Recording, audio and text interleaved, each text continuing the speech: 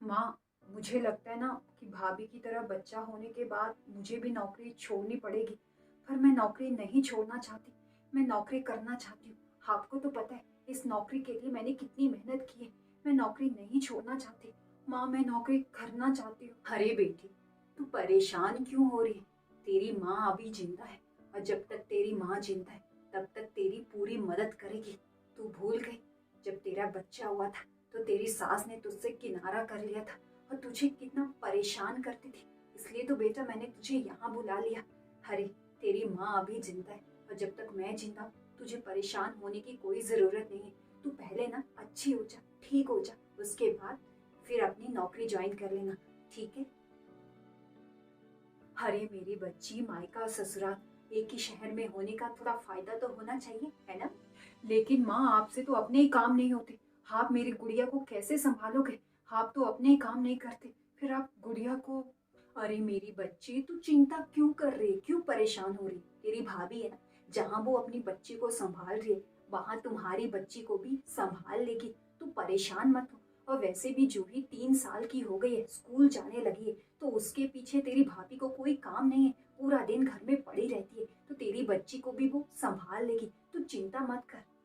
लेकिन माँ, मुझे नहीं लगता भाभी संभालेगी, क्योंकि जब जूही छोटी थी तभी भाभी कहती थी जब जूही 3 साल की हो जाएगी, स्कूल जाने लगेगी, तब वो नौकरी करेगी और नौकरी करके अपनी एक पहचान बनाएगी।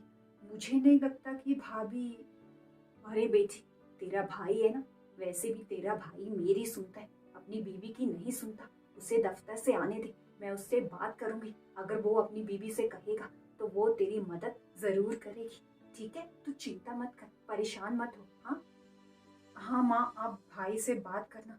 भाई की बात भाभी नहीं टालेगी, वो मान जाएंगी। अगर वो मान जाएंगी तब मैं जॉब कर पाऊंगी।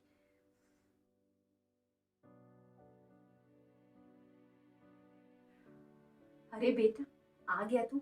मुझे ना तुमसे जरूरी बात करनी है।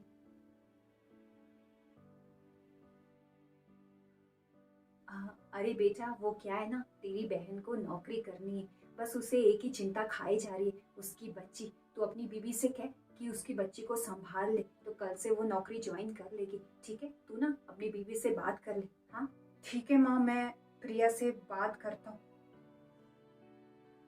मुझे माँ के खिलाफ नहीं जाना, क्योंकि मेरे संस्कार मुझे ये करने की इजाज़त नहीं देते। मुझे प्रिया से बात करनी होगी, पता नहीं वो मानेगी कि नहीं। जी, आप तो जानते हैं, जब जूही छोटी थी तभी से मैं नौकरी करना चाहती थी, और मैंने आपको बताया भी था, और आपकी माँ ने भी मेरा साथ नहीं दिया था। फिर मैंने आपसे कहा था कि जब जूही स्कूल जाने लगेगी तब मैं फिर से नौकरी करूंगी और अपनी एक अलग पहचान बनाऊंगी। आप भूल गए क्या? देखो प्रिया, मैं समझ सकता हूँ, पर हमें एक बार दीदी की मदद करनी पड़ेगी। नौकरी छूटने का दर्द क्या होता है ये तुमसे बेहतर कौन समझ सकता है ना? तुम क्या चाहती हो कि दीदी भी उस दर्द को झेले? नहीं ना। तुम ना एक बार दीदी की मदद कर दो।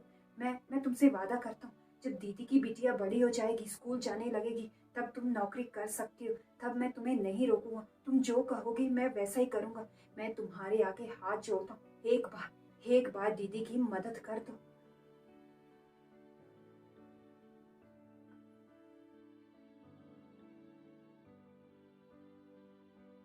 भाभी, मैं ना आपसे कुछ पूछना चाहती थी। जी, पूछिए दीदी। वो क्या है ना भाभी, मेरे पतिदेव और सासू माँ चाहते हैं कि अब मैं दूसरा बच्चा कर लूं। वैसे भी परी बड़ी हो गई है, तो मैं आपसे पूछना चाहती थी कि आप परी के साथ साथ दूसरे बच्चे की जिम्मेदारी ले लेंगे? अगर आप 3 बच्चों की जिम्मेदारी ले सकते हो तभी मैं बच्चा करूंगी।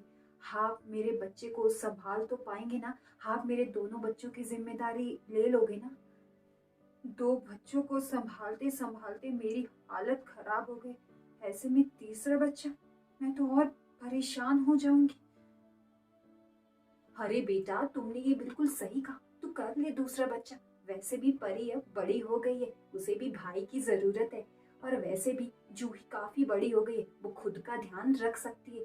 और वैसे भी तेरी भाभी के पास और काम ही क्या है, वो संभाल लेगी। तू कर ले दूसरा बच्चा। पिछली बार भी मैं चुप रही थी, जिसकी वजह से इस घर की जिम्मेदारी, हर बच्चों की जिम्मेदारी मेरे ऊपर आ गई थी।